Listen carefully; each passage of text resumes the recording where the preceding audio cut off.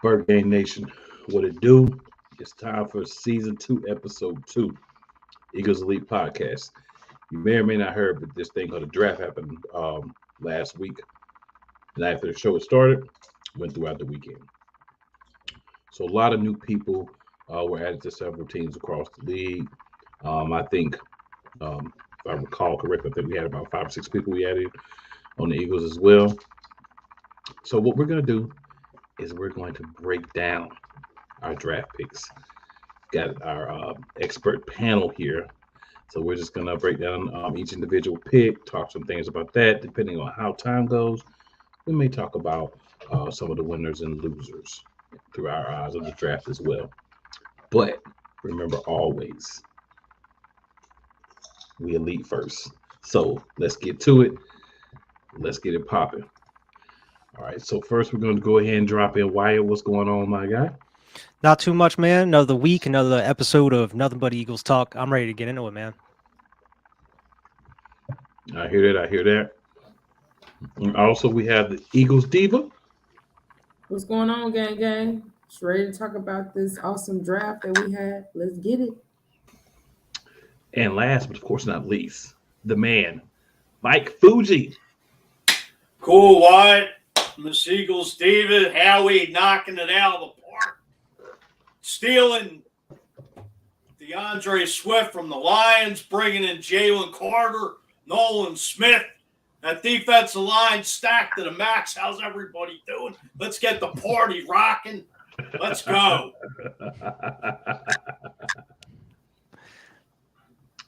And What's up?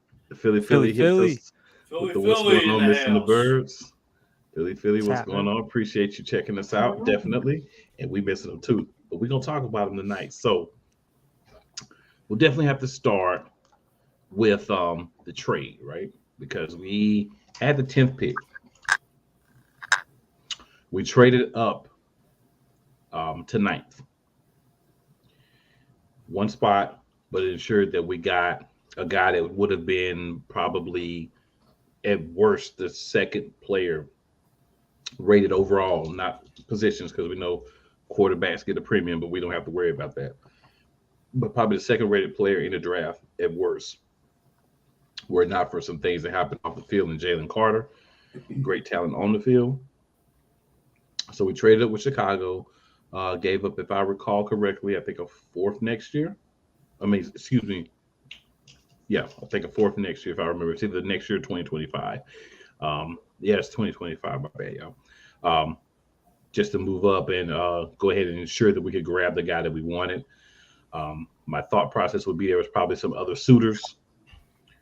So we just went ahead and made the move so that we can ensure that we got the guy we wanted. And that's why Jalen Carter said he was not meeting with anybody outside the top 10 because he was guaranteed by Howie Roseman in Philadelphia that if he was there at 10, we were going to take him.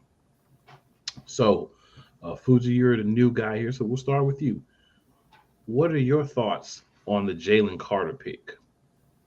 I thought it was a phenomenal pick. I mean, everybody, I think the consensus was Robinson, but Atlanta snagged him. So, you lost Javon Hargrave. You lost a bunch of guys on defense. I mean, Jalen Carter, I don't want to really make a comparison here, but to me, his play reminds me of a modern-day Jerome Brown. I'm not saying he's going to be like Jerome Brown, but the way he blows off the ball, he gets in that backfield, he could stop the run, he could sack the quarterback. I mean, him playing with Jordan Davis, BG, Josh Sweat, Derek Barnett coming back, Hassan Reddick. I mean, and Nolan Smith working his way in. I mean, there's no reason this front defense shouldn't wreck shop this coming season. All right, Eagles Diva, what are your thoughts on that Jalen Carter pick? I think it was amazing that Howie went and picked up somebody on the defense instead of going and picking up a running back in the draft. I think it's amazing because not only you know, he has Georgia ties. You got N'Kobe Dean, you got Davis. They all played at Georgia. And bringing them in under the core guys that we have. We got a brand new defensive coach. And so I think that they will be able to really excel and be able to develop those guys to where in the next year, maybe even this year, we'll start to see them shine. But they're really going to be dangerous next year and the years to come. So that was smart for Howard to go draft somebody young, knowing that we have a lot of players that won't be with us in the next few years. And you're coming up behind Slay and Bradbury and vets that know how to play defense. They know how to teach you how to play defense. If you don't know, they can help you. So I just thought it was amazing. Like Howie knocked that man. Howie, thank you. I know you was watching last week. Thank you, sir. Thank you for listening to Be Elite on the draft. Straight up. Sorry, you're coming to the cookout this year. It says, go Sixers. I'm going to let that one go. Go Sixers. So Travis says, and what's going on, Travis, by the way, I would take Jalen Swift and Nolan over Robinson 1,000%. Yeah. 1,000%, 1,000,000% agree with you. We had drafted Beyond Robinson, I'd turn the draft off, and I was doing a draft show live. I'd have turned it off. Right. All right. And then Travis also says, I tell y'all in this chat before the draft, pass rushers, and it happened. I definitely agree. I would say for me, Travis, the only thing is at some point in those first like 3-4 rounds, I would have liked to got a wide receiver. I'll live with it, but that would have been perfect for me if we could just slid a wide receiver in somewhere. But I mean, I can't really complain because we do need to solidify the defense, and we've done that. So Wyatt, what are your thoughts on that Jalen Carter pick? Yeah, I think it was the perfect pick. I mean, a lot of different pundits and everything were not only ranking him one of the best players in the draft, but probably the best player in the draft. Before everything that was happening off the field, and then people were kind of worried about like the pro day and everything with like his weight. I guess I don't know. There were some questions behind it, but you just watching the tape and everything. I mean, the talent is there, and I think it's going to do nothing but benefit him going into this organization, like Eagles Diva mentioned, with a lot of his teammates that he had in Georgia, but you have a lot of veteran presence on this Eagles team already that that can help him, on and off the field as well. So I think this is a great pickup. It's just Howie working his magic, and he's going to be a beast, most likely this year, but for years to come. Yeah, definitely. So now that we've kind of talked about that first pick a little bit, I have a couple things I'm going to say about that too. And we got Rod Uncensored, our guy with a big who. What's going on, Rob? Learning little Eagles over here, buddy. We got you. So before we go any further, there's going to be one thing we're going to want to do here. We got to get into that intro. Want to do it a little later today. Just switch it up a little bit. Let's go.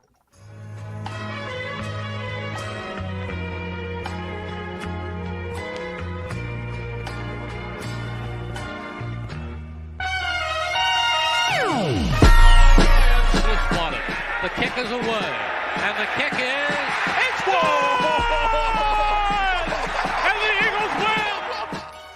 It's hard to come to South Philadelphia and leave here with the win. You just don't come to Philadelphia and leave here with the win. Eagles fans everywhere, this is for you. Let the celebration begin!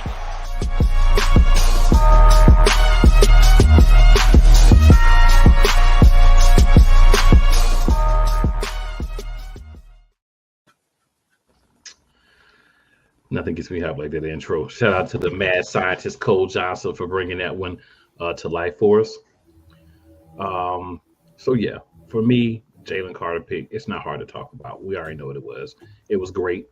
It was definitely the right move to make, and we made it happen, right?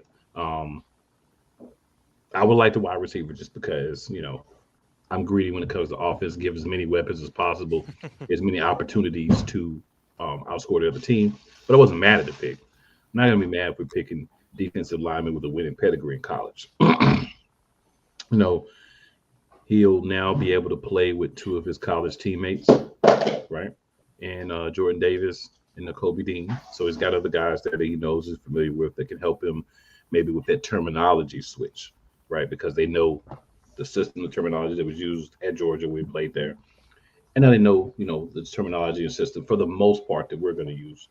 Good thing about it though is new DC, so some things will change on the defensive side of the ball. So maybe it's great that this is the year that we're bringing a lot of these guys, these young defensive players that are going to be hopefully the future of the team. When we're having to switch to a defensive coordinator that we hopefully have around, for a little bit of time. So far, I already rate him higher than Jonathan Gannon. He hasn't even done anything yet, but that's another story for today. You know how I feel about Jonathan Gannon. I never liked the hire, Yeah. and him leaving, I was so happy, and the fact that they were trying to get like a tampering thing going on with Jonathan Gannon. I'm like, no, we don't need to do all that. It's fine. Right. We'll just, I like the way we handle it. Hey, we'll just throw them 2 picks. They throw us a pick, and then you don't have to worry about it because we are not mad that guy's gone. Soft 5 yards off defense does not win the NFL, and that's what we saw in the Super Bowl. Jonathan Gannon, I am so happy that you're going, and I hope to never see you return to the Philadelphia Eagles. My bad, y'all got a little bit off topic, but Jonathan Gannon and Jalen Rieger are sore subjects for me. Got heated. Yeah. Felt that fire burn up inside. You heard Jonathan Gannon's name. No doubt there. I think all Eagles Nation had nightmare that Jalen Rieger picked a couple years ago. Well, when we hired Gannon, first of all, I was like, who was that? And he's done what? And why did we hire him? Mm-hmm. And we were all correct because Jonathan Gannon, trash. Garbage. I just Go can't to even believe, Arizona, they're gonna be trash. I can't even believe he even got a job in a head coaching position. But I'm so thankful to them for him getting the job because the fact that he's there means he's not here. Right. Yeah, we left him. When we went to Arizona, we left him there. Yeah. Like, you stay here. You're going to get back on the plane. You go to Philadelphia. He always said, stay here or you're going to be interviewed. This Peace is your out. home. Yeah. This is your new home, sir. Don't holler at me. We'll holler at you. That's what he said to him. I love Came it. back and they left all of his things out on the lawn of the Novacare complex. Right out In the there. rain with the You know sprinklers what? on. Don't worry about it. I'll ship it to you. Don't even worry Right about there it. on Patterson Yeah. Avenue. Don't even show your face in Philly. You know, it's okay. Right there on Patterson Avenue. Outside the Novacare complex. What they should have left his stuff on the backside of the Hey, stadium. I would have no trash and everything. I If would he's have trash, no so put it with trash. I would have no problem picking them up and taking them right to the Philly International, which is Exactly. 10, 12 minutes from the What I Novacare. said. We'll fly you your things, buddy. We got them Nah, all. just take an Uber. Don't even waste your gas. You can take an Uber. True. But yes, I have a much higher ceiling and belief in the defense this year without him because I think, and we talked about it several times in the show, I feel like we won in spite of his poor defensive play calling, not because of it. So now that we got a guy that's going to hopefully put guys in the right place, man, we should be on the right path. Hey, if I'm wrong and this guy's worse than Jonathan Gannon, I'm just going to cry. I'm just going to be honest. I'm going to cry. Possibly. Just gonna cry. The rumor is about Sean Desai. His reputation around the NFL is pretty high. He was under Vic Fangio with the Bears. Pete Carroll spoke very highly of him. The year he had him last year in Seattle. So, can it really get any worse than Jonathan Gannon? I doubt it. That's why I said if it does, I will cry on this show. No, it's got a hell of a lot of players to play with. Got one of the best. Got one of the best D-back tandems in the leagues. Really. I think that just this defense alone, he could do wonders with. He didn't do bad in Seattle, but Seattle didn't have anybody. Like, imagine if he would have had the defense that Seattle had when they went to Super Bowl. Legion of Boom, Yeah. So just play to your players' strengths, and that's all you really got to do. That's it. That's put what them in do. Put them in the best position to succeed. Yeah. As far as I don't want to move too far ahead, but I think we could all agree to be shocked that Howie didn't trade that 30th pick, for more draft capital. I was a little surprised. I thought he was going to be That's moving what I back, thought. but with who was still on the board at the time, I was like, there's no way now. Like, I was surprised that old Nolan Smith slid that far. Right. Because I mean, All like right, so we last got year. Oh, go ahead, man. Sorry. No, so we got a question here. I'll let you finish. I'll just read this and then we'll answer. So Travis says, "Thank you guys for the content. Do you think Desai will do better than Gannon?" And number two D no show in the Super Bowl. If he doesn't, Travis, I'm gonna cry. I'm so serious. If he's worse than him, I'm gonna Well, cry on the podcast. I mean, I'm gonna cry. There's no other emotion I can have. I mean, my thing is not only do you got a new defensive coordinator, I mean, you practically have a new slew of a defensive coaching staff. Yeah. Which, So any I mean, problems I should don't be kind really- of taken care of. I mean, Yeah. Plus Matt Patricia being brought in was probably the other big news that nobody really touched on. I mean, supposedly Howie or Nick Sirianni went to Darius Slay and was like, you cool with it before I think they made that move, which, shows a lot of respect to Darius Slay. Yeah, Not I only heard as a that player, as well. but as a person, Yeah, I heard that as well. So I definitely feel like that is. Yeah. So Rod Uncensored says Swift is an upgrade. Oh, we're gonna get to that, Rod. We're not gonna let this show go by and not get to that. So we're definitely gonna get to that. But we're gonna go ahead and slide on to our second first round pick, which I do understand where you're coming from, Fuji, from the perspective we could have traded the pick. But if you think about it, once you got to this specific spot and the players there were still there, right? Nolan Smith being there at 30 for us was a steal. There were guys that were drafted that I feel like don't have the talent that he does ahead of him. So as he fell to us, I think any possibility of us trading the 30th pick was like, nah, because I'm sitting there at like 25, like, all right, Nolan Smith's still there. And they had the other linebacker, or the other edge rusher that was there as well. So we got to like 29, and then he got picked. So I'm like, oh, Smith is going to be there. Are we going to make the trigger? We're going to pull the trigger. We're going to go Georgia back to back. And we did, And I think Nolan Smith is another guy that can be a Hassan Reddick type player for us. I think he has a little better coverage skills than Hassan Reddick does. And that's not a knock on Hassan Reddick at all. Right. But just that, I think he's just that part of his game was developed a little bit more. But I think he can be that same type of player for us. Fuji, what are your thoughts? Well, like you said, I mean, he fell to 30. I was thinking maybe they were going to take Miles Murphy from Clemson, which I'll say like last week I wanted him. And, I know the Bengals took him like 2 or 3 picks before. And, like you said, it's like a steal at 30. Everybody was assuming, we didn't have no picks in the middle of the draft. So why not go back and maybe get a 3rd, 4th, 5th, and, maybe something else. But, like I said, how we hit it out of the park. He drafted, it's like they're calling them the Broad Street Bulldogs. That was mentioned today on a show that I heard. So,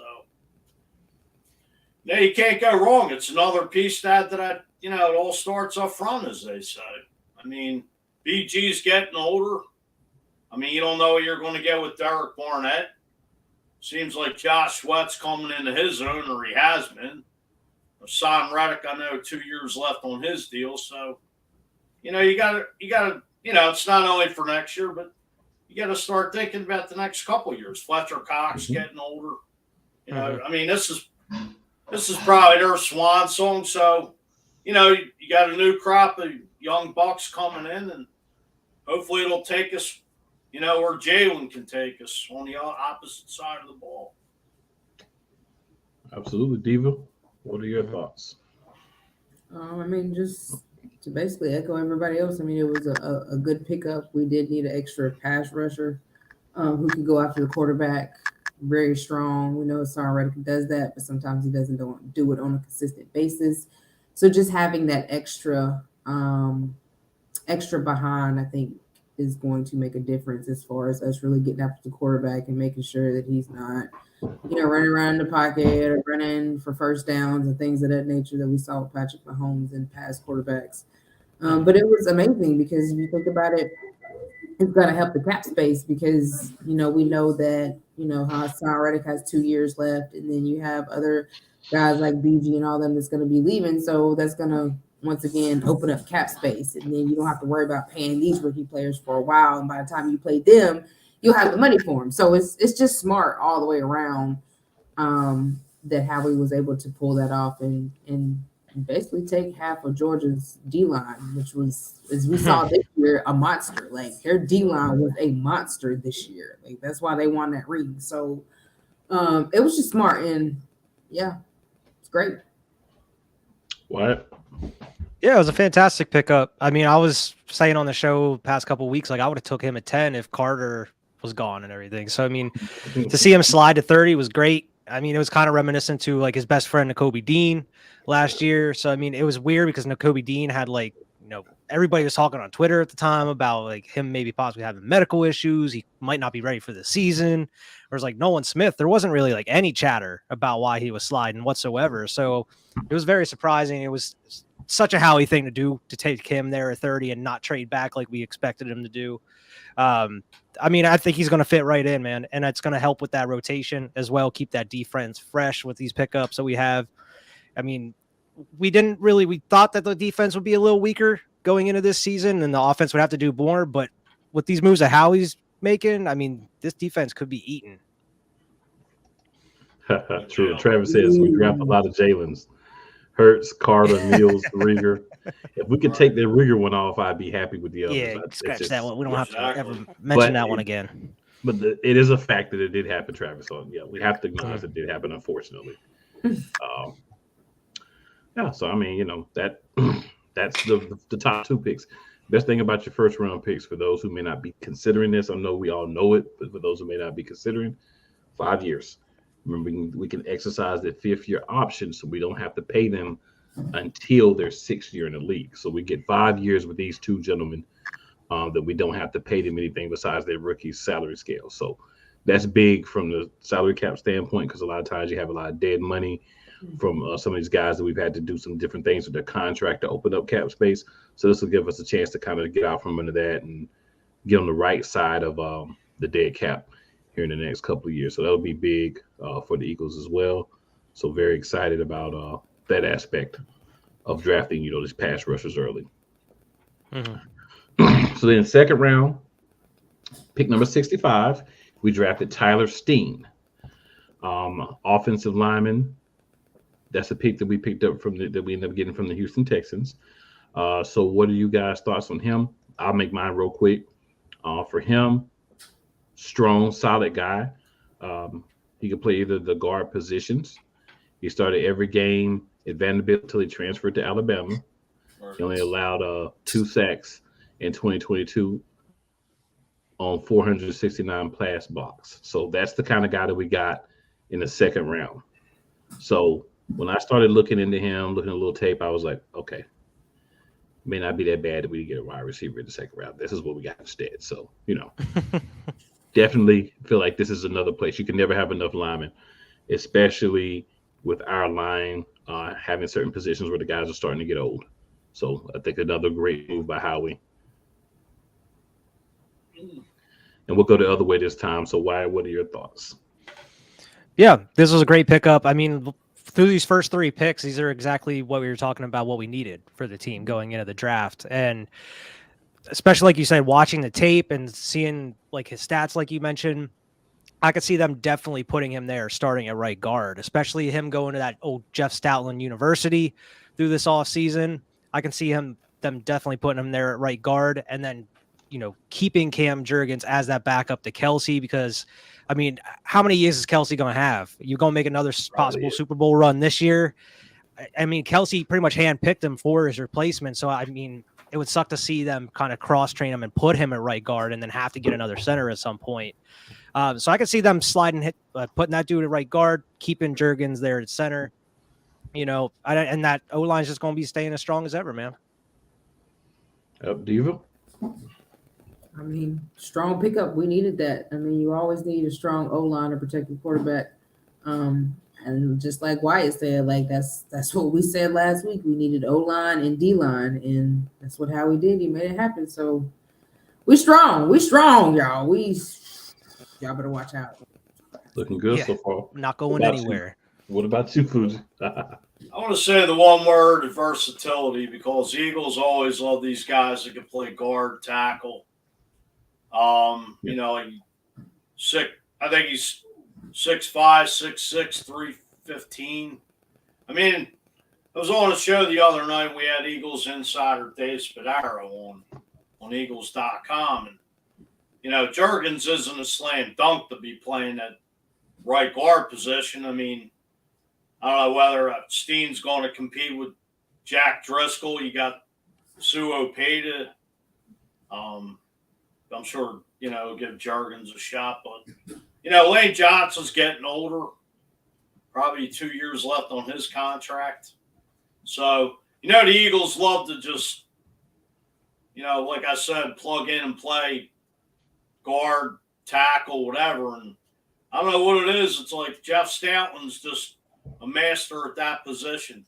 Probably the only best move Chip Kelly ever made was bringing him in. And Amen. the guy's the best in the business. I mean, look what he did with Jordan Mailata. True. And Definitely true. whatever Stoutland does, it's magic with these young guys. Love it. I hope he stays forever. I know he probably won't, but I hope he stays forever. Amen to that. So next, with the very next pick of the draft, first pick of the third round, pick number 66 overall, we drafted safety Sidney Brown from Illinois. I like it. I actually like him as well. First team All Big Ten conference honors. Led the Big Ten with 6 interceptions. That was tied for third in all of the FBS last year. He had a fumble return touchdown and an interception return touchdown against Northwestern, which was a highlight. He has a twin brother, little known fact about him, that was a running back in the 2023 draft class. So that's interesting as well. So I just like him. You know, I think he's a smart player. I think he's a guy that can fit into our system. I think he's another guy that if he comes out and he's playing amazingly, you can throw him in, give him more time. If not, you give him an opportunity to learn because you do have 2 guys starting at safety who I feel confident in. But to have a guy that you drafted, again, 4 years before you really have to make a financial commitment outside of the rookie salary scale to him. So another good thing about that. So I'm definitely satisfied with this pick as well. What are you guys' thoughts? And we'll go Eagles Diva first this time. Yeah, like I said before, I like Sydney. We needed another safety as well. Just keep adding to the deck, and I think that was a very good pickup for Howie because his stats are nice. So I'm excited to see what he can do as an Eagle. Just hope it translates. Wyatt, what about you? What are your thoughts? Yeah. I mentioned, just like Diva said, we talked about possibly, adding more depth to that safety position. I didn't really know much about him, going into the draft or anything, but, looking at some tape and what he's done, I mean, the dude could be a dog. I mean, it seems like he's versatile. He's really fast as well. So, I mean, like you said, it seems like maybe they could plug and play him in there. I mean, it wouldn't hurt as well as sit back and learn for a year or two, maybe go into special teams or something. I don't know. Yeah. What about you, Fuji? I think it was a nice pickup. I mean, from, guys like Mel Kiper and get the guy from NFL Network, Daniel Jeremiah. I mean, I don't know, this is probably the least player I do know about, but he did play with a Weatherspoon, the D-back that went in the first round. That was the highly talented corner. Yeah, I think so. I know he played along with him in that secondary. So, I think he'll come in, maybe compete with Kayvon Wallace or Chardonnay. I forget his name. Yeah, Kayvon Wallace will not be starting for us, sir. Well, no, I'm saying I'm just saying maybe he is like a special teams player his first year. But yeah, I would be fine with that as well. Right. But yeah, hopefully Kayvon Wallace is either he has a really strong year or we just decide to cut bait with him. Yeah, he's another one of those guys. We need to see more out of him moving forward. I mean, he had a couple of years in the league. Quez Watkins is another one. Some of y'all that's been around for a while. We haven't seen a lot out of you. We got to get more, or it's time for these young dogs that's here outperform you to get your shine. So, y'all better be ready. Oh, no doubt. Yeah, I like the attitude from Quez. At least he's got some attitude. He's a little mad that we brought in another receiver. Oh, well, No, I stepped this game up. If you watched your play, you shouldn't be mad that we brought in another receiver. You should appreciate us. Yeah. That's, just my thoughts. But so our fourth round pick 105, we selected Keely Ringo, cornerback from Georgia. This is when the whole Broad Street Dogs and Philadelphia Bulldogs and all that those things started once we made this pick, right? So what are you guys' thoughts on Ringo? We'll go ahead and start with you, Fuji. Well, just reading up, he's got 2 national titles. Started all 15 games last year, 7 pass breakups. I believe he had an interception in 2021 when they beat Alabama. So, there are rumors about he could play safety. I mean, it looks like he's just a ball hawk and a physical presence. Plus, I believe he's only like 20 years old. So, he could be another year or two replacing Darius Slay or James Bradbury, especially Slay being 32 years old, soon to be 33. So maybe he's the replacement for Darius Slay. Possibly. Why? What are your thoughts? Yeah, I definitely think we needed to add some depth to that CB room. I mean, definitely add some competition there because behind like Bradbury and Slay, you got like Josiah Scott and Josh Jobe and Greedy Williams, who we picked up. So, I mean, I feel like there's definitely going to be a battle there. I mean, like you said, he's only like 20 years old. This is yet probably going to be another project cornerback, which, I'm not a fan of the project cornerbacks that Howie likes to, work with. But, I mean, it is what it is. I mean, you got to figure something out, for the life post Slay and Bradbury here in the next couple years. So, I mean, I'm not mad at that pick at all. From what I've been seeing, like on Twitter, it was a good pickup. From what I've been seeing, everybody was high on him once he got picked by the Eagles. So I mean, I'm fine with it. I'm fine with seeing how this pans out. It should be a little. At least it was like round 4 or whatever. It wasn't like a late pick as far as a CB or like an undrafted CB or anything like that. Yeah, I think this was a good pick. He does have some work to do on technique.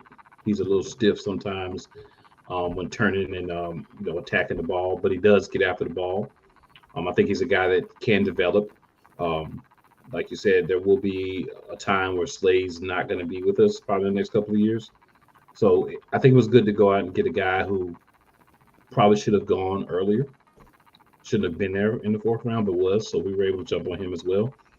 And he gets to learn, right? He's not asked to come in right away and start. So he's going to get a couple of years behind a really strong cornerback duo. He'll probably get some reps either at slot or, in relief of those guys at times. So he'll get some reps. And then, of course, another guy comes in, already has 4 of the guys on the team that he knows, that he's played with, that he feels comfortable around. So, another positive. I'm just excited about how we say, we're going to go out and get the guys that we need to play. We're not going to worry about who's who. We're not going to worry about where they went to school at. We're going to get the best guys to fill the needs that we have when our picks come around. And I think we did a really good job of that. And this, I think, is an example of another value pick, a guy that should have went earlier. But because of different people going different positions, different runs, some of these guys always drop. So I think this is a guy that dropped below where he should have been. But, still good for us. Oh, I don't want to interrupt, but thinking to myself, we touched on Avonte Maddox last week, and it's like, could Kaylee Rango or Sidney Brown step in and maybe play the slot? With these injuries the last couple of years to Avonte Maddox. I mean, is it possible? Yeah, I can definitely. Yeah, they definitely probably had that in mind with that pick. Yeah. Yeah, for sure. because we struggled at that position when he was out. Oh, So yeah. definitely just adding depth because I mean, as we can see, Max can't play a full season without an injury. So definitely like it for depth because Right. you just never know who's gonna go down at any time. Exactly. That's it. You're right. One play away. God forbid. Now the Keely Ringo and our next pick, Tanner McKee, the QB from that we picked up. Those were both courtesy of Houston for us moving back a couple of spots in our third round pick. So thank you, Houston, for that as well. Tanner McKee, QB from Stanford, round 6, pick 188. He did a 2-year mission in Brazil before he started with Stanford. He turned down offers from teams like Alabama, Texas, and BYU. He's a guy that I don't think we're going to ask to do much. I think he's just, camp body, possibly our third quarterback. He's got to be better than Jared Stidham.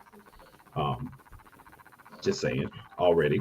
But, one of those picks where it's like, we got to need another guy. Who knows? Maybe, one of our guys gets hurt, banged up for a few games, can't play. You at least want to have a third guy that you feel comfortable that you can bring in and run the offense with, even if it's just turn around and hand the ball off or throw a little easy dump passes. Just guys that are able to do that. And I think, if he can beat out the other prospects for that third quarterback position, Ian Book. yeah, it shouldn't be a problem for that. Yeah. But, if he can beat those guys out, I think, it'll be worth having the pick. Fuji, what are your thoughts? I don't really know much, but just to piggyback on what you said, it could be a camp body just coming in to compete with Ian Book. I mean, you got Mariota. I mean, not to knock Mount Marcus Mariota, but it's just who knows? Maybe one of these guys could step in and you only signed Mariota for a year. That signing, he's serviceable. He's been around. Wasn't the number one pick the Titans thought he was going to be. Won them back in 2015, but the jury's out, and we'll see come the battles in training camp. I don't know what to take say. A quick break right here, Fuji. We've got gentlemen joining us here. Mr. Travis May. Travis, thanks for joining us. How you doing, Travis? Thanks for coming on. What's going on, Travis? What's up, Travis? I think you're muted, Travis.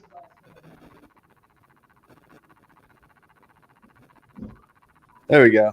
That'll There we go. probably work a lot better than now. So anyway, nice to meet you all. Thanks for having me on. Thanks for coming on. Had the opportunity to join some other Eagles shows pre-draft, but not post-draft. So this is good to kind of break it down and talk through some actual picks rather than who you would have wanted to take. But Eagles had a fantastic draft, so I'm sure you guys have been breaking down some good things thus far. Yeah, absolutely. We're on the Tanner McKee pick, but since we have you on here, I'd love to get a different perspective because, of course, we're all Eagles fans, so we're kind of all like, rah, yeah, for our picks, of course. But maybe a different perspective. So, any thoughts on any of our earlier picks, the Jalen Carter, Nolan Smith? We'll just take them two at a time. That way, you don't have to try to remember everybody. So, Sure. Any thoughts you have on Jalen Carter, the Nolan Smith, the 2 first-round picks? Yeah, I'd be glad to break down any of the players for sure. But yeah, for those of you who don't know who I am, where I came from, I am the lead college football analyst with Mojo, which is like a sports stock market. But I'm doing college football coverage and NFL coverage for 8 years now for a few teams. Covered the Titans, covered the Falcons, and but my main love is college football. So watching these players actually get selected on draft day is just really cool, just to kind of follow them, from age 16, 17, if they're some of these, top tier recruits, to seeing them land in the league. But love that journey. But Jalen Carter, that was kind of the perfect fall in your lap kind of pick. And so not gonna say that he was the number one value in the entire draft, but he was certainly up there. One of the best players, if not, perhaps the best player, regardless of position in the draft. If it weren't for the, I guess, off-field concerns with the driving incident, as well as I guess some work ethic concerns that other people had voiced, he may be just a no-brainer, top player overall in the draft to be the nonstop pass rusher and run defender that he is from the inside. And I think he had over 30 pressures this past year. He didn't always get home. He only had like 3 or 4 sacks, but to have over 30 pressures from the inside at the snap rate that he actually has is just unreal. So just a fantastic player up and down, and to have 300 plus pound size and move just as smoothly as he does. Pretty much unmatched in a class where, you had a couple other questionable interior players. I mean, Kalijah Kancey was undersized and was taken in the first round as well. I mean, the advantage of having him in this class over any other player at a similar position was a great pick. So that was obviously a value in my mind, even though he fell only to pick 9. And really the kind of player you're getting, I'm into, cap analytics and whatnot and how you build a roster. The expected value out of a pick 9 versus what he's giving you against the cap is much more. That's much better than it would be, at the pick 1. So Right, or like a top 2 or 3 pick. Exactly. The cap hit is year over year. It's just not even close. So really love that pick. That was a favorite one. But they kept on adding Georgia players. That was fun too. I'm sure you all are a fan of that. Broad Street Bulldogs, as they're called. Hey, winners win, man. Give me the winners. So your thoughts on Nolan Smith as well? Yeah, absolutely. So, I mean, we all know that he's maybe the freakiest athlete in the class besides Anthony Richardson, and to run like 4.43 speed at like 250, almost 250 pounds, and to do that. And I wasn't necessarily surprised that he was an elite athlete, because even coming out of high school, he was, the top player in his recruiting class, I guess, back in 2019. And so we knew he was a freaky athlete, even dating back to age 16, 17, one of those players that we just kind of saw coming from 20 miles away and knew he was going to be an elite athlete. A little bit odd that he went, as late as he did, because he was projected to kind of go, early. And again, the Eagles you guys just are value hounds when it comes to finding players that drop to you guys. I wish I could say the same about the Titans, as that is my team, but that's not the case for what my Titans tend to do.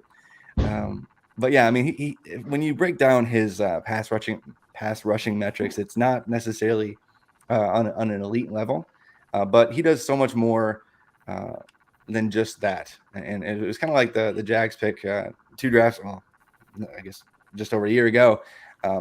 You're drafting a player who just has elite level upside and athleticism, and it's kind of a luxury pick for the Eagles, who were already in a good spot from a pass rush standpoint.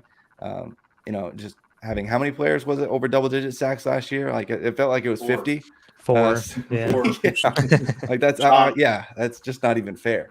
And then to add Nolan Smith into that rotation on top of putting Jalen Carter next to the big boys inside, and it's just ridiculous. So really fantastic value. Once you get outside of that range, it doesn't necessarily feel like an obvious slam dunk. But I mean, even like Tyler Steen, getting an Alabama top pedigree guy who, had over 800 snaps at left tackle this year, that kind of experience against top-notch competition is really hard to find. And, he may have given up, I think it was, almost 30 pressures on the year, which is not great. He kind of had a rough patch in the middle of the season, but only 2 sacks were given up on that were assigned to him by most charting services on the entire year. So to only give up 2 sacks on the year, I have that much experience against the top level of play, and to get him in the mid rounds, that seems like a win. So I don't know if you guys had any hot takes on him. I mean, there's not many in-depth stats to break down with Tyler, but or offensive linemen in general. But I thought that was a win too, just racking it up. Tyler, not to interrupt, you see a guy like Tyler Steen stepping right in for an Isaac Salomalo and playing right guard. I mean, you think he's going to probably compete in training camp, or a guy that can just, mix it up on that offensive line. I think so. And the only other experience that he had outside of left tackle was a few snaps playing on the right side of the line and kind of goal line packages, actually lining up as like the sixth offensive lineman. So he doesn't have a lot of interior experience. And so there might be some questions about him plugging in at right guard or anywhere in the interior, just because that's not where he was used this past year. But but I would say that he's a big enough body and he moves well enough at that size that if you need him to pull, he can. It's just a different position though, so it won't be like he just learns it right away. Yeah. No, I mean it's like Lane Johnson has 2 years left on his contract, and Lane's not getting any younger, so you see what you got, what you're drafting now, and who knows, he could be the right tackle of the future. Yeah, because like I said, that's the only other spot he really had significant experience at. But he can immediately plug and play as like the swing tackle when somebody needs a breather. And if you really want him to be that every down right guard, he probably has the skill set to do it. We just haven't really seen it in a large sample. So absolute win of a pick at round 3. And then just to catch up with us, what are your thoughts on Sidney Brown and Keely Ringo? Oh man, they just kept on taking players that I was really high on and that was funny because I was working the draft up in New York City with all of our kind of like our draft war room crew, analyzing the market throughout the draft with every single pick. And I had this massive big board that was a mix of my own rankings, a mix of our own analytics, and like about 100 different mock drafts, and to kind of like really analyze the quality of each team's draft as we were going live. And it was just over and over and over. I was like, man, I wonder who's going to take Sidney Brown here. I wonder who's going to take Keely Ringo here. Like every single pick, like for a long time, like each one of them were like the best remaining defensive back on the board for me. And then it went boom, Eagles, boom, Eagles. I'm like, come on, this is dumb. Like this is just broken. Like somebody's just like turn on Madden, like rookie mode, that kind of drafting. But I have the speed that he has at the I guess prototypical size that Sidney Brown has, sub 4.5, like 5'10", like super thick, like 210, 211, I think 215. Like, he's built like a running back playing safety, but he's slightly faster. And having all the experience that he does in terms of alignments and usage, whether it's a box safety, whether it's lining up in the slot. He was mainly box, some in the slot second, and then about 60, 70 snaps, not a ton, being that center fielder. I don't think you want him to be in that role, but he can play it. He has limited experience being like a free safety or even really deep downfield center field safety, but really he's just going to make a difference in the run game and to be physical enough to win against a big slot, and he's fast enough to win against a smaller slot. So in a league that is very matchup driven, Sidney Brown is a really fun chess piece to have on the field, and to get him again where you did, it just felt like a great value, and even more so with Ringo because he's even more athletic, maybe a little bit stiff in the hips, but coming out of it. Yep. And that shows up. But like he's just so naturally gifted that even when his stiff hips, get him a step or two behind, or his lack of perfect technique get him a step behind, he reminds me of like a Dory Jackson when he was with the Titans. Like he would just he would get beat technically, and then he would make up 2-3 steps and be right there again when he needs to make a play.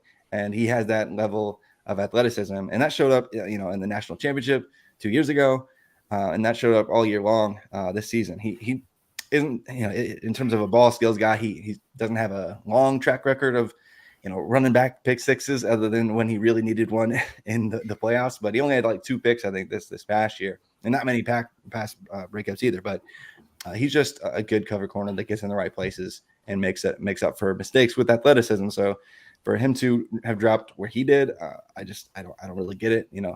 Outside of day 2, I did not see that coming. Yeah, I think a lot of these guys were shocks. And just to hop back on where we're at. So Eagles Diva, we were discussing, appreciate you for the insight, kind of catching us up from a different perspective. Sure. We were discussing Tanner McKee, Eagles Diva. What are your thoughts on Tanner McKee?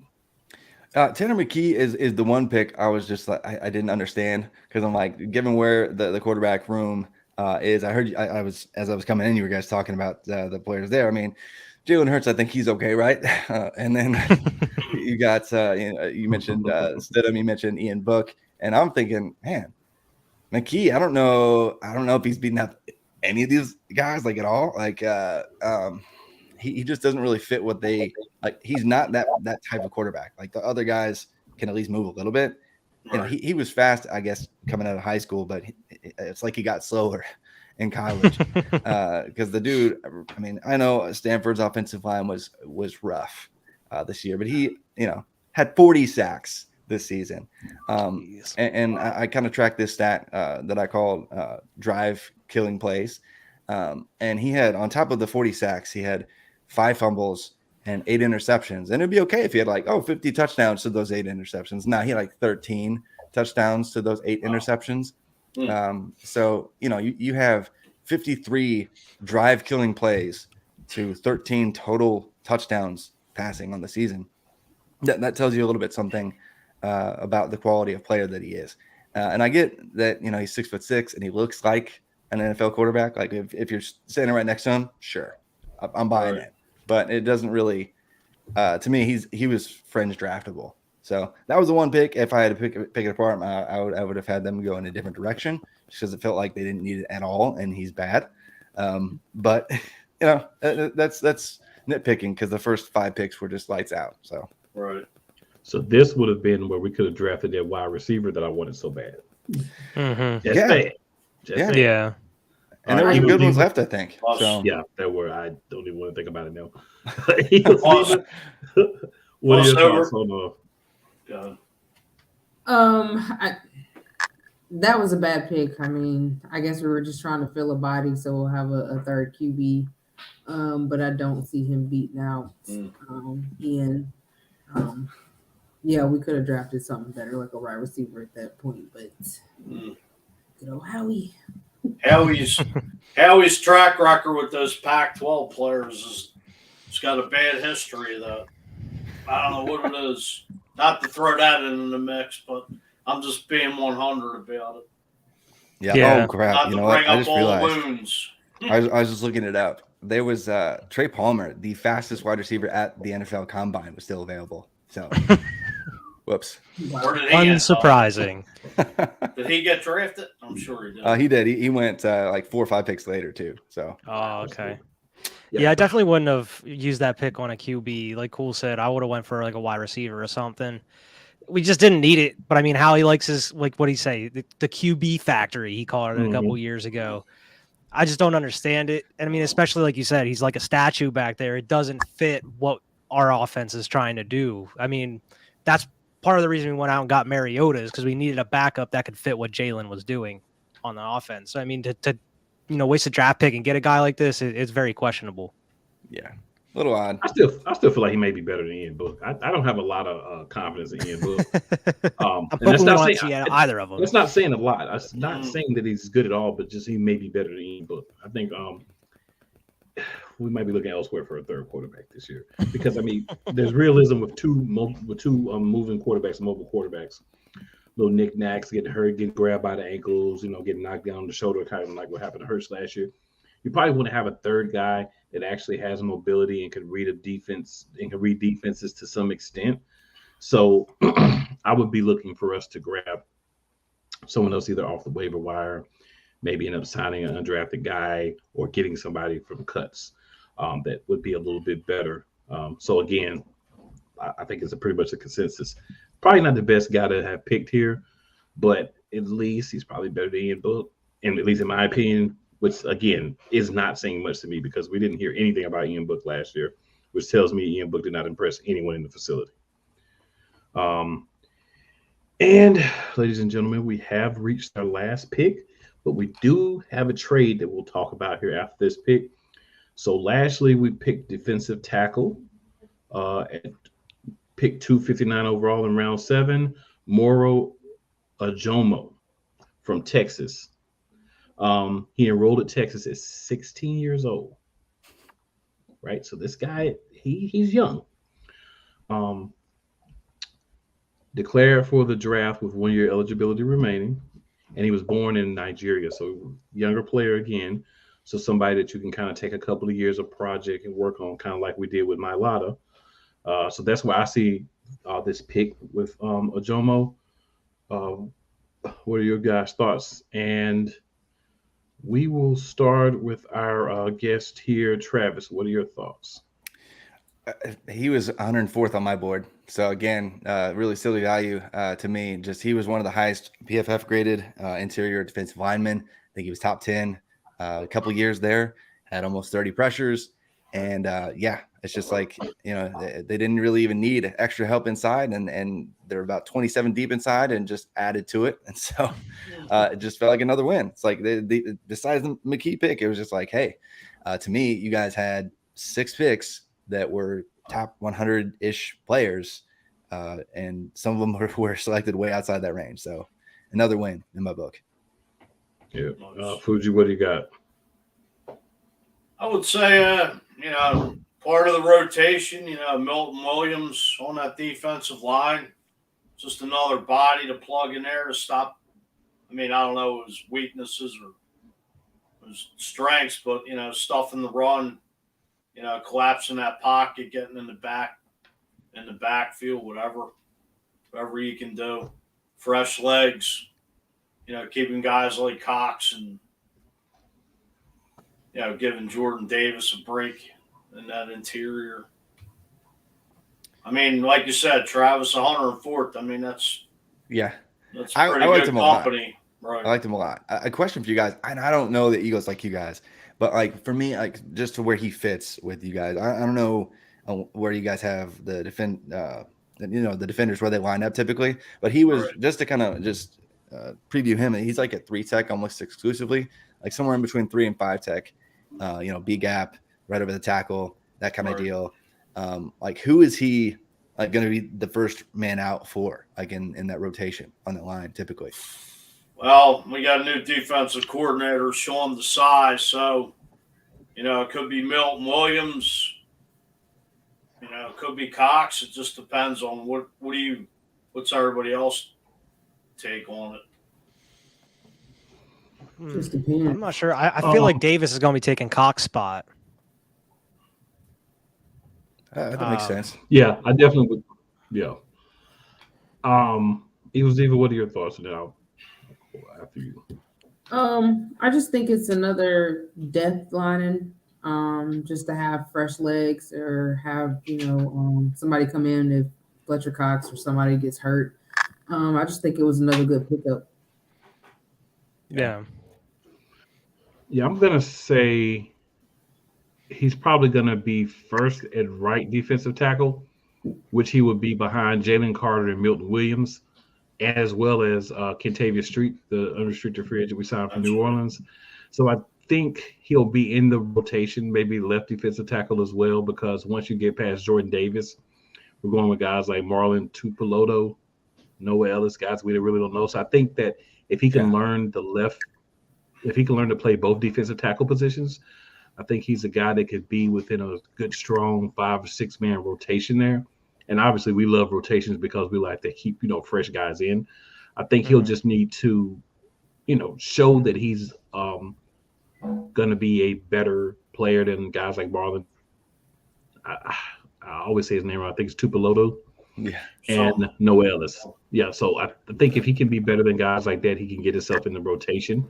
Then depending on how Kentavious Street as well, I think those are 3 guys that he'd be looking at to kind of be the third guy at both tackles that he want to, just kind of outplay, and he'll get his chance in training camp.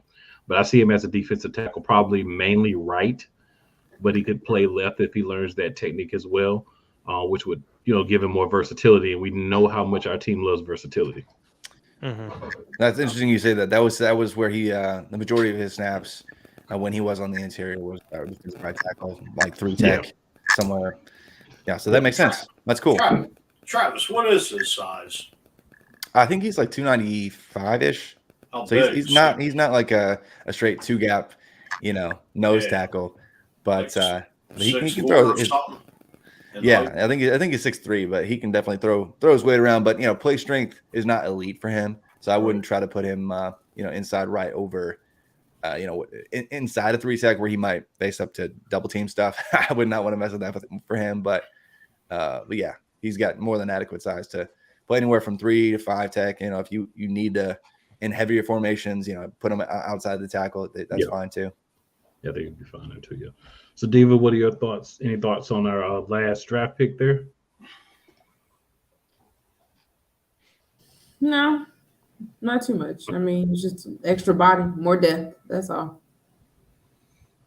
All right. And Wyatt, what about you, sir? Yeah, I mean, Howie loves drafting defensive linemen. I mean, you can't get enough of them. So, I mean, more depth the merrier. It's going to help us out for the long season ahead. I'm surprised the Tanner McKee pick wasn't another one interior defensive lineman. Let's be real. All right. And before we're done, we have to discuss another draft coup for Howie 2 years in a row where he worked his magic and got us a really great player. Another Georgia Bulldog. Who happens to be another Georgia Bulldog, but did play high school football in Philadelphia. So he has a connection. Yeah, he has the big connection to Philadelphia, whether he went to Georgia or not. What are you guys' thoughts on DeAndre Swift, and Wyatt? We'll start with you. I think it's a great pickup. I mean, I think it was that morning that I sent in the group chat, You did. DeAndre Swift looking for a trade. Keep your eyes out. And then sure enough, later that night it happened. I think it was a great pickup, especially, the old 1-2 with him and Rashard Penny back there. And of course you have Kenny Gainwell and Boston Scott as well.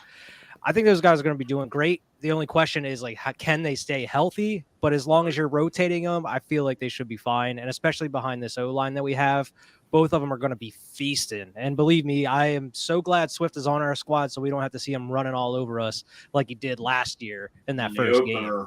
Yeah. He pretty much abused us pretty badly. Diva, what are your thoughts? Should be no reason why we're not running the ball this year. Straight up. I mean, what else there to say? It should be no reason why we are not running over 200 yards per game when you have all them running backs. It's no reason. It's no excuse. I want to see every running back. So where does that leave Trey Sermon, you guys? What do y'all think? Same place he's been.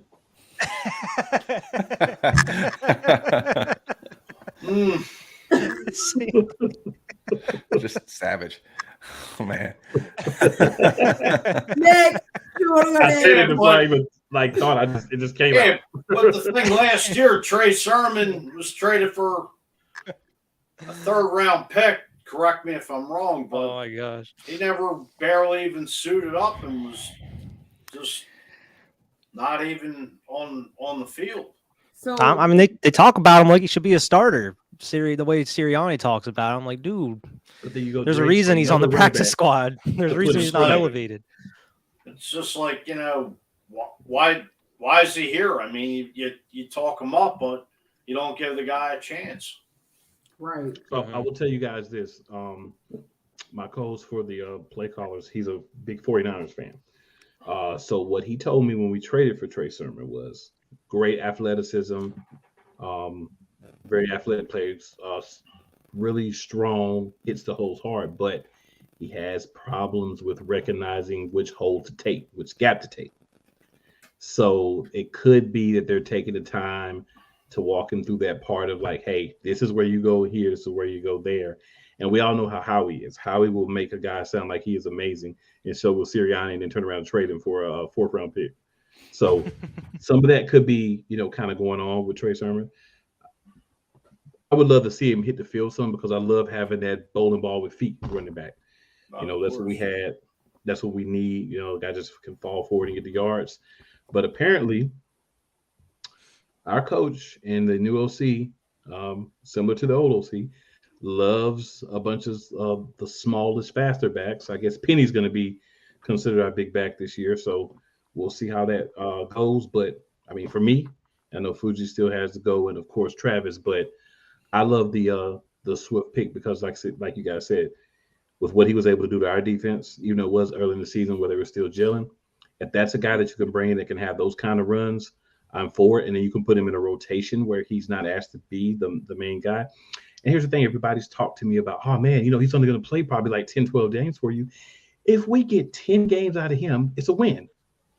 If he goes down, and I'm not wishing anybody goes down, but if he goes down, as long as him and Penny don't go down at the same time, we'll still be fine. Because we still have Gainwell, we still have Scott, and we still have rumored to still have Trey Sermon. I mean, we haven't seen him on the field, right? But rumored to still have him. He's there for what we understand. Hey man, he'll always have like December and the beginning of January 2020. That 3-game run for Ohio State, he had like 700 yards from scrimmage, and that was the whole reason he got Day 2 Capital in the first place. Yeah, but man, what a run, and what a tragic pro career. My goodness. Travis, I had one question for you about the draft, with this Eagles draft. If you were, besides Jalen Carter, Nolan Smith, with the exception of McKee, who would you say would be the most impactful guy to step in, that may step in as a rookie this year, if you had to pick one? Absolutely. It's Sidney Brown for me. I think he just it's funny, like he and his brother Chase, like, he got drafted by the Bengals. Like they just play the same, just at different positions, So they play angry and fast and reactive, and I think he's just going to be a guy who he finds a way to have a pretty significant snap count right away. Okay. Nice. That's what we need. Yep. Yeah, that'd be interesting because we have at safety, we have our guy from last year, Reed Blankenship, that we have, and then we also have Terrell Edmonds, the restricted free agent from Pittsburgh. Now I could see Sidney Brown maybe starting off the year behind Edmonds, because I believe he's a strong safety too, whereas Blankenship would be more like the free safety. But I could see, like you're saying, Trev, somewhere along the way, the season, maybe even by the end of training camp, start of the season, Nolan goes out and plays well enough to.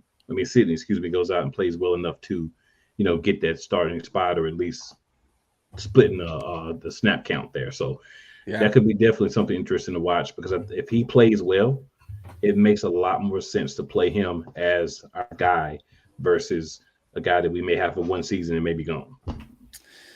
Yeah, definitely. And as much as teams play like bigger nickel packages, and I don't know what the new defensive coordinator calls his defensive positions. Like every team has their own vernacular or whatever. But if he's like the star, that defender that's kind of rotating with a slot, or put him in at linebacker if nobody peels out in motion, if he's assigned to back, the backer or whatever, or he is just like in like a 3 deep type look. I think he'd be fine in whatever deployment. So I think there's a high chance he's in that mix early.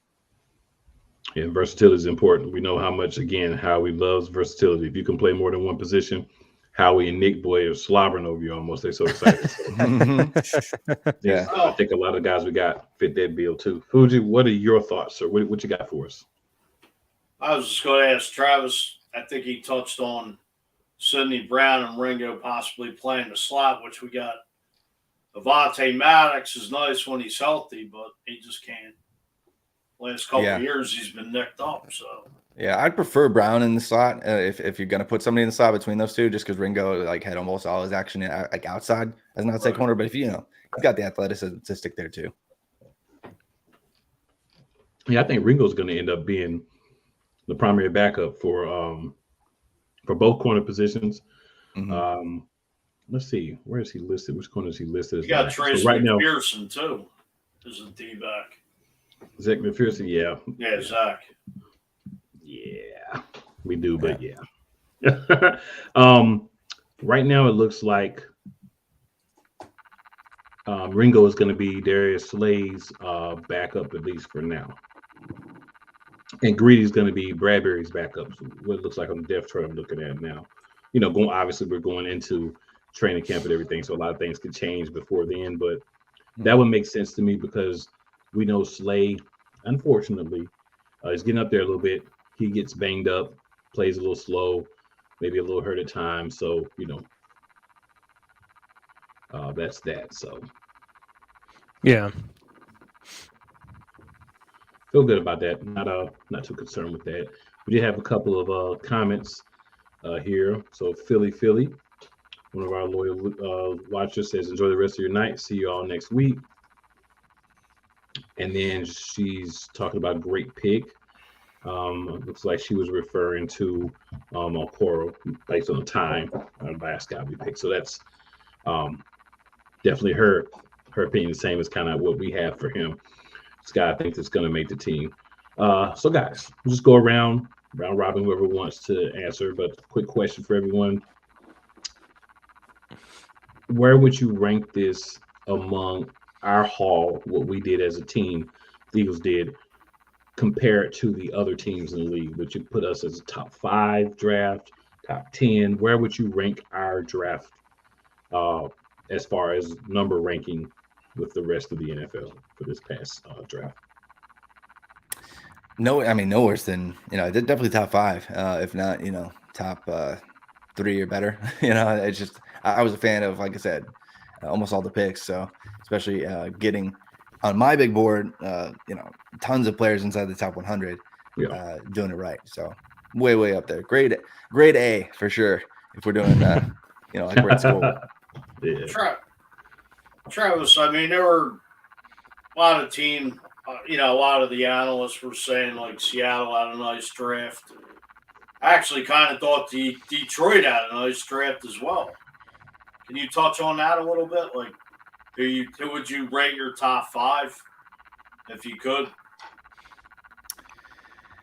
That's tough. I would say with the Lions, positionally, it was interesting. I don't know if you guys saw some of the buzz or critique on that, but it's just they basically had a backwards draft. Like the positions that you typically see go in the early rounds, they kind of went backwards. Like they were taking like offensive tackles like in the later rounds, and they went quarterback in the mid rounds, and then you go running back and linebacker. When in terms of like typical cap allocation and draft investment at those pick slots, you don't go that direction. I really like Jahmyr Gibbs, but he's just that the cap implications at pick 12 get pretty aggressive by year 2, 3 of that contract, where like he better be a top 5 or 6 back in the league, otherwise you're probably overpaying. And so I think he does a lot more than just run. Like he's the best pass catching back in the class by far, and that's probably what they love about him, being able to line up in the slot, being a difference maker, on the ground and through the air, out of the backfield. And I loved him even dating back to recruiting and Georgia Tech days when he burst onto the scene. Then it was basically the entire offense as a true freshman. There's a reason why Alabama went and got him and stole him away, because he was an elite player. But yeah, it's just an interesting pick, because they probably could have got him at the end of round 1, or at least where they pulled the trigger on Jack Campbell, and perhaps could have gotten Jack Campbell in round 2 instead of going and taking him where they did. So the Lions, for me, in terms of intense capital and cap analytics, I would say we're probably in the bottom half. But they did get a lot of players like Light, because Jack Campbell, back-to-back 125 tackle seasons, the most athletic linebacker in the class, 6'4", 250. He's built like an old school linebacker, but he's more athletic than them. So he's a really good player. It's just in terms of where I would have taken a couple of the players, it was a bit odd. But I was even a fan of Hendon Hooker. So I like all the players. It's just it's just odd spots for me. Yeah. I thought Houston had a really good draft as well.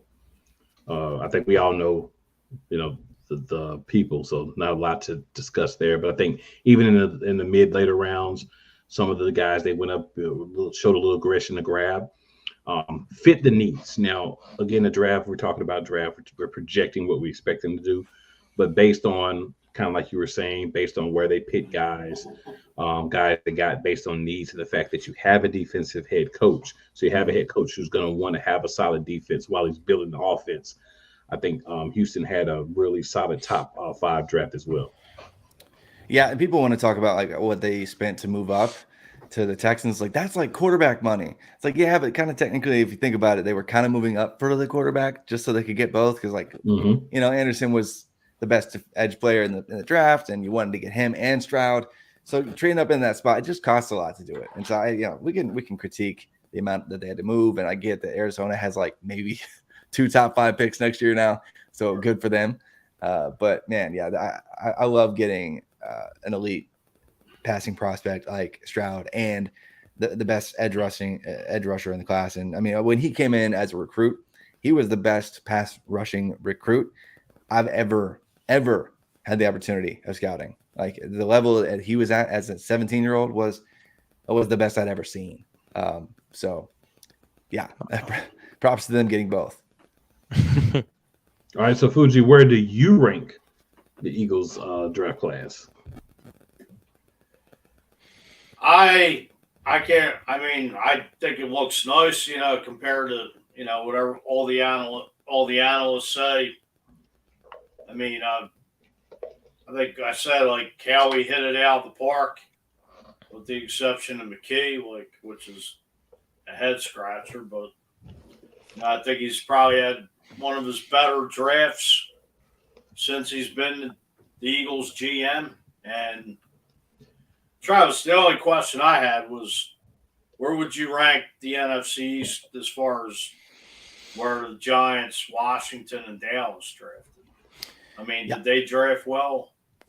I think so. I mean, I wasn't in love with every single pick for the Cowboys or every single pick like with the Giants, like I was with the Eagles, but I definitely questioned the investments of the Commanders for sure. Like taking like a 160-pound Emmanuel Forbes in the first round, like maybe full half round ahead of where you needed to, and then reaching for Jartavius Martin by 1 or 2 rounds, probably.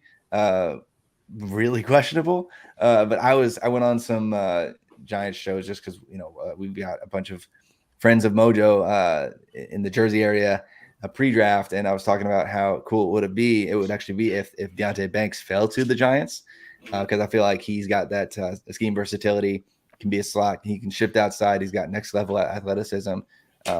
So that was a really solid first round pick by them. He was, mocked to go 15 to 20 for a long time. So to get him where they did, I felt like that was solid, and you get him a little bit cheaper than you probably expected to. So that was fantastic. And then John Michael Schmitz, getting him where they did, he's not necessarily an all natural center, but he's an interior lineman who can play all guard, either guard slot or the center position for them. So nailing the first 2 rounds was huge. And then the Cowboys, I think we've probably all seen the Deuce Vaughn video. Like that was like with his dad, like calling him and say, "Hey man, you want to come to work with me?" Right. And it's just a cool moment because Deuce Vaughn's dad, works for the Cowboys, and to be able to get drafted in the later rounds like that, and be just a long shot type of prospect, given his 5'5" stature. I just love to see that. But yeah, I mean, I like the players, but it was about like where they took them. Again, for me with the Cowboys. So I guess I would say that I like the Giants draft the most. Cowboys probably third in the division, but Eagles were still best among the NFC East teams, and the Commanders have no idea what they're doing, obviously. So, I mean, like that's never changed, though, has it? So that's just where we are. But Mozzie Smith, I felt like was a little bit earlier than I would like him. Luke Schoonmaker at tight end was, I mean, I would have preferred a couple of the tight ends or waited around, but we could critique the draft a little bit more for them, but I'd say, yeah, solid 1, 2, 3, 4. We're talking Eagles, Giants, Cowboys, and then like, big gap, another big gap. Then you got the Commanders. They got to be 4, right? There's no team you can put between them. We're just talking the 4 teams, yeah. I hear that. Yeah, I definitely hear that. All right, so ladies and gentlemen, appreciate everyone who was in the comments and watched. And of course, we got the NBA playoffs. There'll be, of course, a good amount of people, hopefully, that will, hop in and watch this afterwards or later on this week. Travis, greatly appreciate you coming on and breaking down the draft with us, man. We'd love to have you on closer to the season once we kind of figure out where everybody's going to go. Depth charts get broken down, so you can tell us a little bit more about the guys, that, of course, that we have and how they're going to fit in. So hopefully we can definitely get you back on here, man. Definitely appreciated you hopping in with us. And then Fuji and Wyatt, absolutely. Hopefully we'll definitely have you guys back. This is our time of the show where we do our cheap plugs, right? This is I'm calling it our cheap plugs segment here. So shout out to Sideline Sports. excuse me. Shout out to Shady Sports. Different is. Erase the other part. Shout out to Shady Sports Network for casting us as well. Giving us an opportunity to reach more people. If you haven't heard of Shady Sports Network, they're a network that's focused mainly on football, all types of football, indoor football, XFL, USFL, all of those different types of football. So this was a great, match with us for them. So if you haven't checked them out, definitely check them out. I think you'll see some content you like. They do fantasy football as well. So lots of things will be coming from Shady Sports. And of course, us here. Shout out to @Cole Sports, who's done our amazing intro and this fire outro that we now have. It's been a big help to us. Shout out to Play Call Sports Talk, my other show, Friday nights at 7 p.m. Eastern Daylight Time, as well as my guy Wyatt here, Waves 5 Media. Wyatt, tell them where they can find you as well, sir. Yeah, man. They can go find me on Twitter at Wyatt Regard and at Cinema Trip Reviews. Also, pretty much anywhere you get your podcasts and on YouTube, go check me out at Cinema Trip Reviews. And Fuji, any other places that we can catch your insight and thoughts on the Eagles or that team you have on? The team that's getting smoked by 29 right now. Yeah, you can find me on Twitter under Philly Balboa. Also, I'm on the Edge of Philly Sports Network, which is the Sully Squad. We are on Mondays from 6 to 7 Eastern Time. That's it for me. And Travis is our guest. You are the guy that gets to go last, so everyone remembers you the most on our Cheap Clubs. Well, hey, I just want to say thanks, guys, for having me on. It's been a blast going on so many different shows this draft season and getting to know all sorts of people from all the different fan bases, and just interact with you guys about your favorite players and learn more about the teams, because you can only do so much, right? Like from like a college football standpoint, like being a national kind of coverage in a national coverage role, like there's 130 FBS teams, it's nuts, and then adding 32 NFL teams, like there's it's just you can always learn something from other people, and it's been cool to kind of get different perspectives. So I appreciate that, and just sharing tonight's time with me. But yeah, you can find me on Twitter at @FF_TravisM. You can find my work and all the Mojo fun on the stock market, where you can actually trade players like they are stocks. Is at mojo.com. You can get the app, and you got to be in New Jersey to play right now, but we're adding new states here soon. And then I've got my College to Canton podcast with my buddy Stefan on RotoViz Radio. So, but appreciate it, guys. Thanks for jumping on with us last minute. We appreciate it. Yeah, glad to. Absolutely. So we always in the show. Of course, we'll have our outro, but we also always in the show with a Fly Eagles Fly. Fly Eagles Fly. And a hashtag elite. Go Birds! Yes, sir. All right, so everyone, make sure you check back in with us next week. Same bat time, same bat station. Tell 2 of your friends and 4 of your enemies, because just because they don't like you, doesn't mean they won't like us. And with that, we'll see you next week.